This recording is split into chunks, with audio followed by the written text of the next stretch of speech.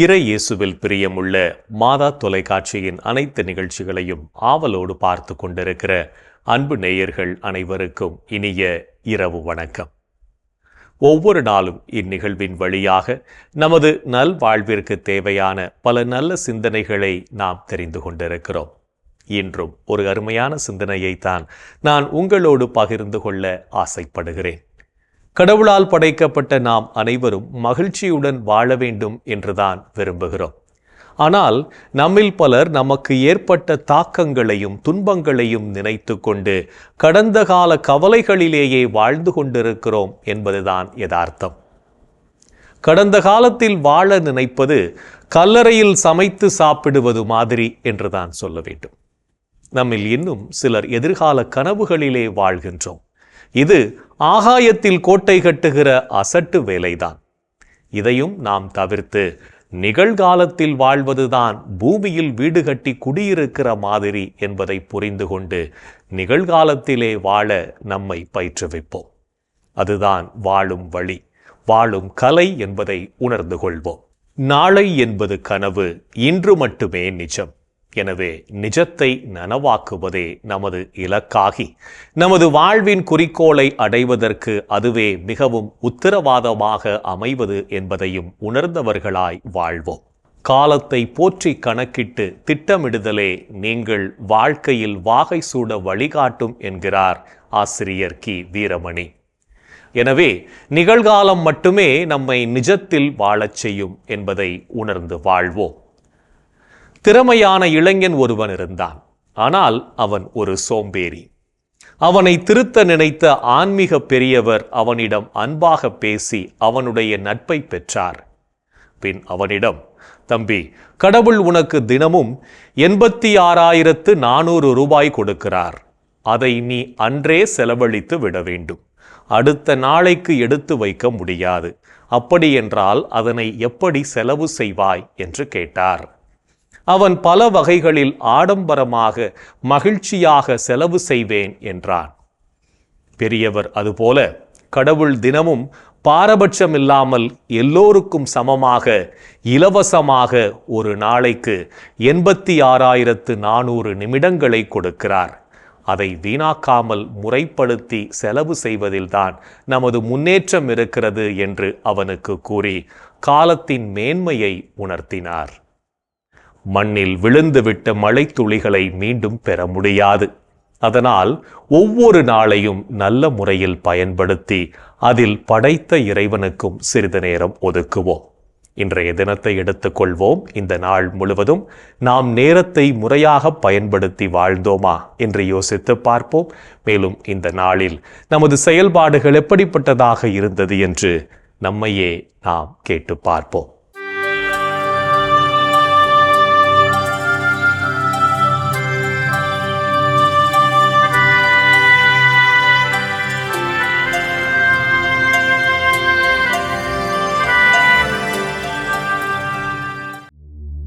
இன்று நீங்கள் தூய ஆவியாரை பழித்து பேசினீர்களா? தூய ஆவியாரே அனைத்தையும் துருவி ஆகிறவர், கடவுளின் ஆழ்ந்த எண்ணங்களையும் அறிகிறவர். இன்று நீங்கள் உங்கள் கடவுளாகிய ஆண்டவரை சோதித்தீர்களா? உன் கடவுளாகிய ஆண்டவரை சோதிக்க வேண்டாம். இன்று நீங்கள் பேசிய வார்த்தைகளால் மற்றவர்களை மனம் நோகச் செய்தீர்களா? காயப்படுத்த பலர் இருந்தாலும் மருந்தாக சிலர் இருப்பதாலேயே நம் வாழ்க்கை அடுத்த கட்டத்தை நோக்கி பயணிக்கிறது. இன்று நீங்கள் உங்கள் குடும்ப அமைதியை குலைக்க காரணமாயிருந்தீர்களா? விட்டுக் கொடுங்கள், விருப்பங்கள் நிறைவேறும். மன்னிப்பு கொடுங்கள், தவறுகள் குறையும். மனம் விட்டு பேசுங்கள், அன்பு அதிகமாகும். இன்று நீங்கள் நல்லவற்றை சிந்தித்து செயல்பட்டீர்களா? நம் ஆண்டவராம் இயேசு கிறிஸ்துவும் நம்மீது அன்பு கூர்ந்து தம் அருளால் நிலையான ஆறுதலையும் எதிர்நோக்கையும் அளித்த நம் தந்தையாம் கடவுளும் உங்கள் உள்ளங்களுக்கு ஊக்கமளித்து நல்லதையே சொல்லவும் செய்யவும் உங்களை உறுதிப்படுத்துவார்களாக.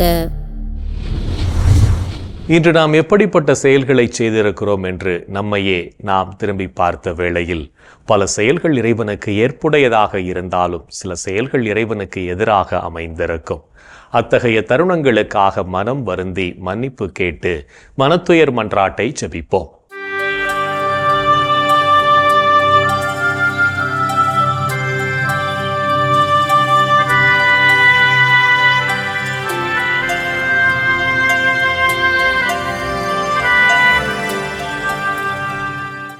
எல்லாம் வல்ல இறைவனிடமும் சகோதர சகோதரிகளே உங்களிடமும் நான் பாவி என ஏற்றுக்கொள்கிறேன்.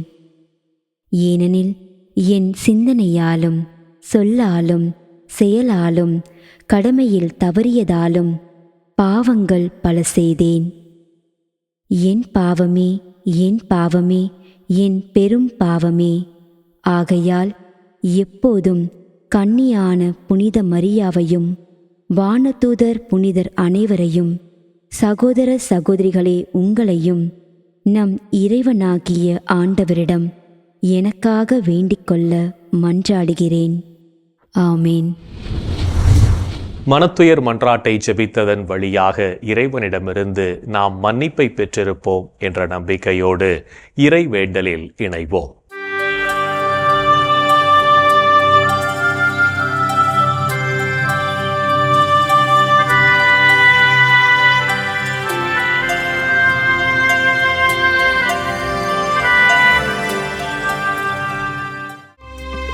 இறைவா இறைவா எமக்கு துணை புரிய வாரும். ஆண்டவரே எமக்கு துணை புரிய விரைந்து வாரும். தந்தைக்கும் மகனுக்கும் தூய ஆவியாருக்கும் மாட்சி உண்டாவதாக. தொடக்கத்தில் இருந்தது போல் இப்பொழுதும் எப்பொழுதும் என்றென்றும் இருப்பதாக. ஆமென்.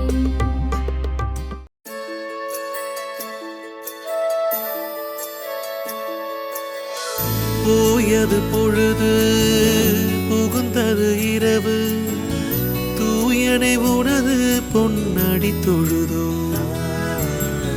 நேயமையெல்லாம் ஏதமும் நீக்கி நீயமையாண்டு காத்தருளையா. கனவுகள் துயில் வழி காணுதல் வேண்டாம், கனவிருள் பூதமும் கண்ணுரல் வேண்டாம். சினமுறு பகைவர் முரணலாம் வெல்வார், ஈனமும் உடலில் அணுகிடாது அருள்வார். ஆதியம் தந்தாய் அருள் புரிவீரே, அமலன மகனே அருள் புரிவீரே. ஜோதியே உருவாம் தூயாவியாரே, தொழுதனம் உமதடி அருள் புரிவீரே. ஆமென் ஆமென் ஆமென்.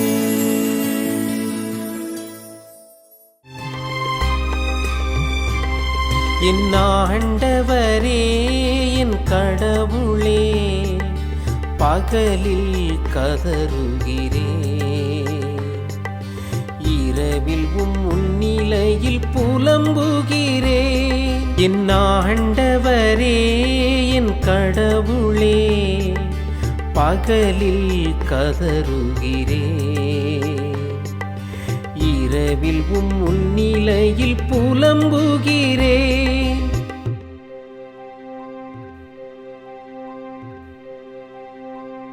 ஆண்டவரே என் மீட்பின் இறைவா, பகலில் நான் கதறுகிறேன், இரவில் உமது முன்னிலையில் புலம்புகின்றேன். என் மன்றாட்டு திருமுன் வருவதாக, என் கூக்குரலுக்கு செவி சாய்த்தருளும். ஏனெனில் என் உள்ளம் துன்பத்தால் நிறைந்துள்ளது, என் உயிர் பாதாளத்தை நெருங்கிவிட்டது. படுகுழிக்குள் இறங்குவோருள் ஒருவராக நானும் கணிக்கப்படுகின்றேன். வலுவற்ற மனிதர் போலானே. இறந்தோருள் ஒருவராக கைவிடப்பட்டேன். கொலையுண்டு கல்லறையில் கிடப்பவர் போலானேன். அவர்களை நீர் ஒருபோதும் நினைப்பதில்லை. அவர்கள் உமது பாதுகாப்பினின்று அகற்றப்பட்டார்கள். ஆழமிகு படுகொலிக்குள் என்னை தள்ளிவிட்டே, காரிருள் பள்ளங்களுக்குள் என்னை கைவிட்டு விட்டே. உமது சினம் என்னை அழுத்துகின்றது. அலைகள் அனைத்தாலும் என்னை மூழ்கடிக்கின்றே. எனக்கு அறிமுகமானவர்களை என்னை விட்டு விலகச் செய்தீர். அவர்களுக்கு என்னை அருவருப்பாக்கினீர். நான் வெளியேற இயலா வண்ணம் அடைபட்டுள்ளேன். துயரத்தினால் என் கண் மங்கி போயிற்று. ஆண்டவரே, நாள்தோறும் உம்மை மன்றாடுகின்றேன். உம்மை நோக்கி என் கைகளை கோப்புகின்றேன். இறந்தோர்க்காகவா நீர் வியத்தகு செயல்கள் செய்வீர்? கீழுலகின் நாவிகள் எழுந்து உம்மை புகழுமோ? கல்லறையில் உமது பேரன்பு எடுத்துரைக்கப்படுமா? பாதாளத்தில் உமது சொல்லுறுதி அறிவிக்கப்படுமா? இருட்டினில் அரும் செயல்கள் அறியப்படுமா? மறதி உலகில் நீதி நேரி உணரப்படுமா? ஆண்டவரே, நானோ உம்மை நோக்கி கதறுகின்றேன். காலையில் உம்மை நோக்கி மன்றாடுகின்றேன். ஆண்டவரே, என்னை ஏன் தள்ளிவிடுகின்றீர்? என்னிடமிருந்து உமது முகத்தை ஏன் மறைக்கின்றீர்? இளமை முதல் நான் துன்புற்று மடியும் நிலையில் உள்ளேன். உம்மால் வந்த பெருந்திகளால் தளர்ந்து போனேன். உமது வெஞ்சினம் என்னை மூழ்கடிக்கின்றது. அச்சம் தரும் தாக்குதல்கள் என்னை அழிக்கின்றன. அவை நாள் முழுவதும் வெள்ளப்பெருக்கென என்னை சூழ்ந்து கொண்டன. அவை எப்பக்கமும் என்னை வளைத்து கொண்டன. என் அன்பரையும் தோழரையும் என்னை விட்டு அகற்றினீ. இருளே என் நண்பன், இருளே என் நண்பன். தந்தைக்கும் மகனுக்கும் தூய ஆவியாருக்கும் மாட்சி உண்டாவதாக. தொடக்கத்தில் இருந்தது போல் இப்பொழுதும் எப்பொழுதும் என்றென்றும் இருப்பதாக. ஆமென். என் ஆண்டவரே, கடவுளே, பகலில் கதறுகிறேன், இரவில் முன்னிலையில் புலம்புகிறேன். என் ஆண்டவரே, என் கடவுளே, பகலில் கதறுகிறேன், இரவிலும் முன்னிலையில் புலம்புகிறேன். இறைவனின் உடனிருப்பு இந்த இரவு பொழுதிலும் நம்மை பாதுகாத்து வழி நடத்தும் என்ற நம்பிக்கையை இறைவேண்டலின் வழியாக பெற்றுக்கொண்ட நாம் இப்போது நாளைய நற்செய்தி வாசகத்திற்கு செவிமடுப்போம்.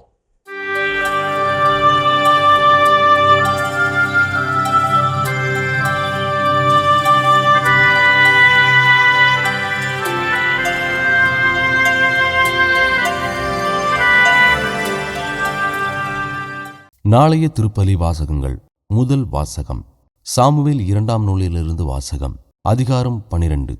இறைவார்த்தைகள் 1 முதல் 7 மற்றும் 10 முதல் 17 வரை. பதிலுரை பாடல். திருப்பாடல் அதிகாரம் 51. இறைவார்த்தைகள் 10 முதல் 15 வரை. மார்க்கு எழுதிய தூய நற்செய்தியிலிருந்து வாசகம். அதிகாரம் 4. இறைவார்த்தைகள் 35 முதல் 41 வரை.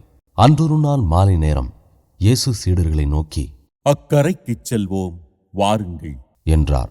அவர்கள் மக்கள் கூட்டத்தை அனுப்பிவிட்டு படகில் இருந்தவாறே அவரை கூட்டிச் சென்றார்கள். வேறு படகுகளும் அவருடன் சென்றன. அப்பொழுது ஒரு பெரும் புயற்காற்று அடித்தது. அலைகள் படகின் மேல் தொடர்ந்து மோத அது தண்ணீரால் நிரம்பிக் கொண்டிருந்தது. அவரோ பின்னணியத்தில் தலையணை வைத்து தூங்கிக் கொண்டிருந்தார். அவர்கள், போதகரே, சாகப் போகிறோமே, உமக்கு கவலை இல்லையா என்று சொல்லி அவரை எழுப்பினார்கள்.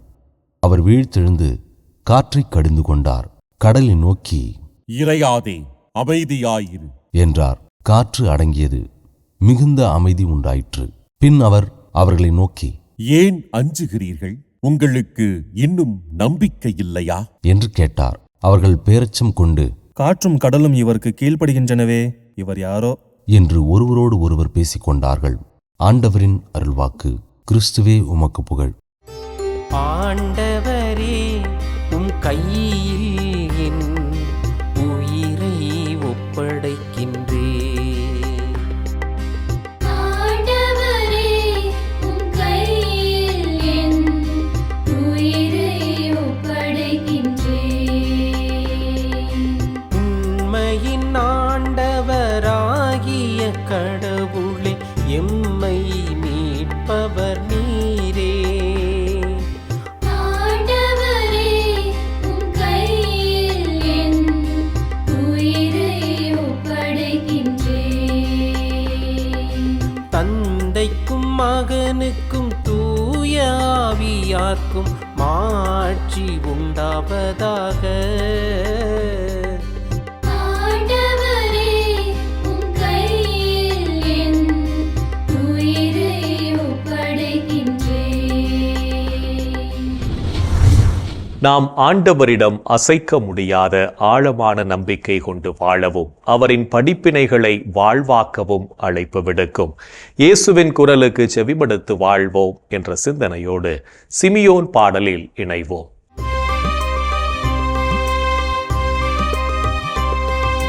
ஆண்டவரே, ஆண்டவரே, நாங்கள் விழித்திருக்கும் போது எங்களை காத்தருளும். நாங்கள் தூங்கும் போது எங்களை பாதுகாத்தருளும். இதனால் கிறிஸ்துவோடு பிழித்திருந்து அவரோடு அமைதியில் இளைப்பாறுவோம். அவரோடு அமைதியில் இளைப்பாறுவோம், இளைப்பாறுவோம்.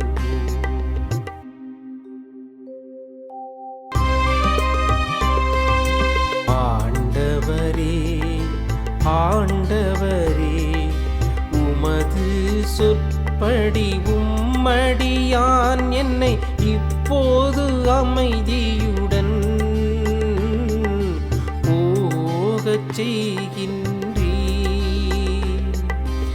ஏனெனில் மக்கள் அனைவரும் காணுமாறு நீர் ஏற்பாடு செய்துள்ள உமது மீட்பை என் கண்கள் கண்டு கொண்டன.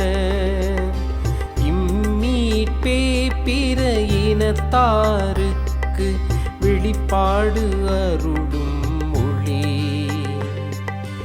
இதுவேவும் மக்களாகிய இஸ்ராயேலுக்கு பெருமை. இஸ்ராயேலுக்கு பெருமை. இஸ்ராயேலுக்கு பெருமை. தந்தைக்கும் மகனுக்கும் தூய ஆவியாருக்கும் மாட்சி உண்டாவதாக. தொடக்கத்தில் இருந்தது போல் இப்பொழுதும் எப்பொழுதும் என்றென்றும் இருப்பதாக. ஆமென்.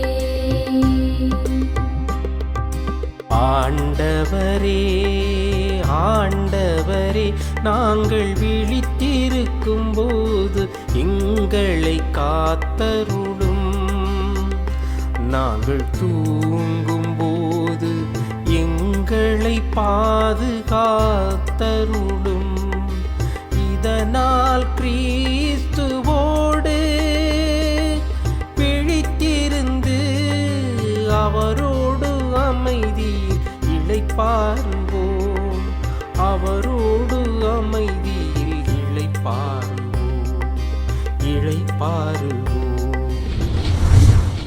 இறைவன் நம்மை ஒவ்வொரு நொடிப்பொழுதும் அற்புதமாக வழிநடத்தி கொண்டிருப்பதை சிமியோன் பாடல் வழியாக உணர்ந்து ஜெபித்த நாம் இப்போது நாளைய புனிதரை பற்றி பார்க்கலாம்.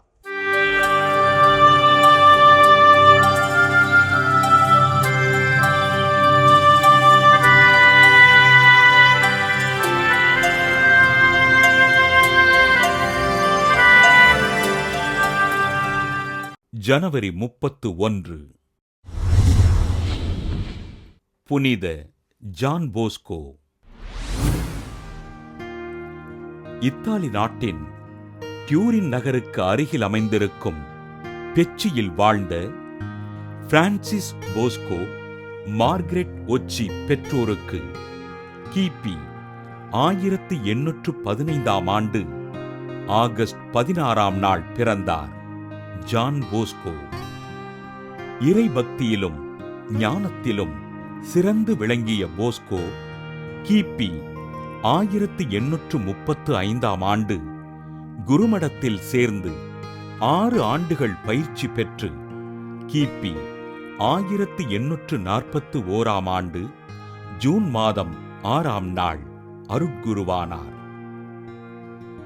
இத்தாலியின் டியூரின் நகரில் வாழ்ந்து இறைப்பணிகளைச் செய்த அருட்தந்தை போஸ்கோ சிறையில் இருந்த இளைஞர்களைக் கண்டு அவர்கள் சிறையில் இருப்பதற்கான காரணங்களை ஆய்ந்தறிந்தார்.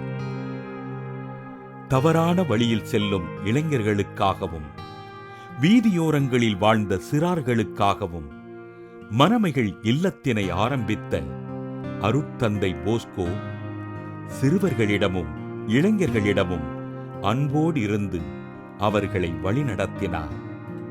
புனித பிரான்சிஸ் சலேசியாரின் ஆன்மீகத்தையும் அவரது கருத்துக்களையும் பின்பற்றிய அருட்தந்தை ஜான் போஸ்கோ ரிஃபுஜியோ நகரில் இளைஞர்களுக்காக புதிய இல்லத்தினை தொடங்கி புனித சலேசியார் இல்லம் என்று பெயரிட்டார்.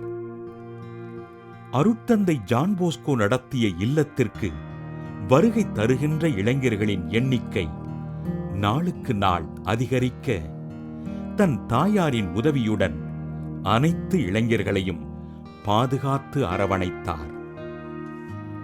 ஆண்டவரின் அன்பினை இளம் பருவத்தினருக்கு எடுத்துரைத்து அவர்களை அக்கறையோடு வழிநடத்திய இவர் இப்பணியினை அகில உலகமெங்கும் விரிவடையச் செய்வதற்காக கிபி 1859ஆம் ஆண்டு சலேசிய சபையினையும் கிபி 1871ஆம் ஆண்டு கிறிஸ்தவர்களின் சகாயி மரியின் புதல்வியர் சபையினையும் தோற்றுவித்தார்.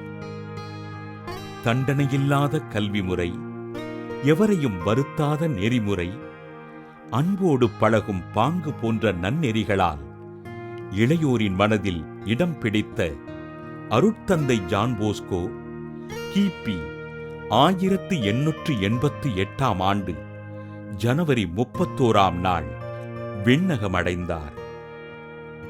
இளைஞர்களின் நல்வாழ்விற்காக தன் வாழ்வினை அர்ப்பணித்து வாழ்ந்த அருட்தந்தை ஜான் போஸ்கோவினை திருத்தந்தை 11ஆம் பத்திநாதர் கிபி 1934 ஆண்டு ஏப்ரல் 1 புனிதராக உயர்த்தி இளைஞர்களின் பாதுகாவலராக அறிவித்தார்.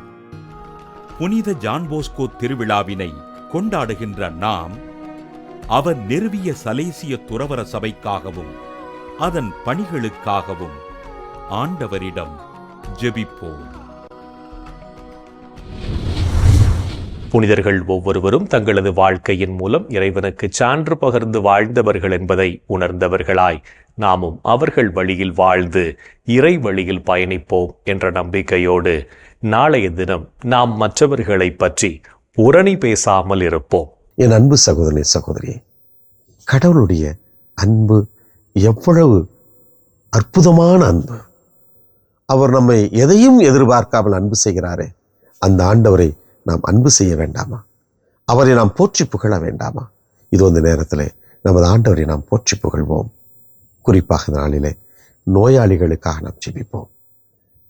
எங்கள் அன்பு உருவான இயேசு ஆண்டவரே, பலவிதமான நோய்களினால் துன்பப்பட்டு கொண்டிருக்கின்ற என் சகோதரனை சகோதரியை பார்க்கிறோம். ஆண்டவரே, இந்த நோயாளிகளுக்காக ஜெபிக்கிறோம். ஆண்டவரே, இவர்கள் ஒவ்வொருவரையும் நீர் ஆசீர்வதியும். ஆண்டவரே, பல ஆண்டுகளாக நோய்பட்டு கொண்டிருந்த ஒரு சகோதரனை நீ பார்த்து உனக்கு நான் என்ன செய்ய வேண்டும் என்று நீர் கேட்டீர். ஆண்டவரே, என்னை குணப்படுத்தும் என்று கேட்ட உடனே அவனை தொட்டு குணமாக்கியதாக நான் நற்செய்தியில் வாசிக்கிறோமே.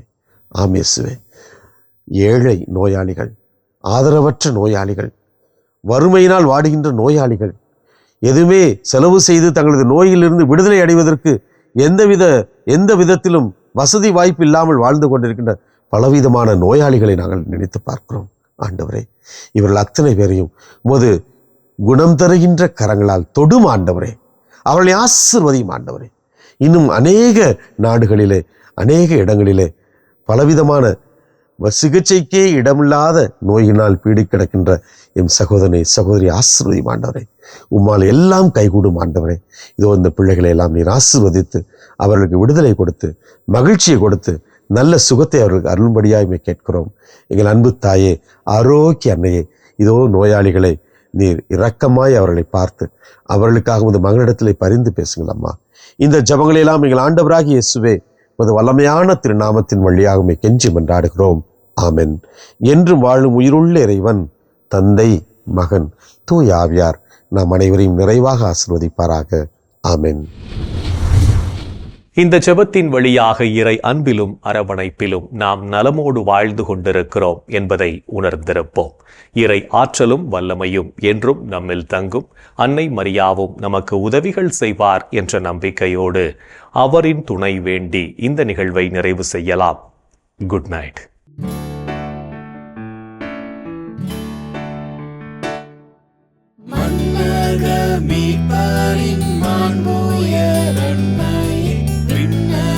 செல்ல பிறந்த வாயிலே தன் கடல்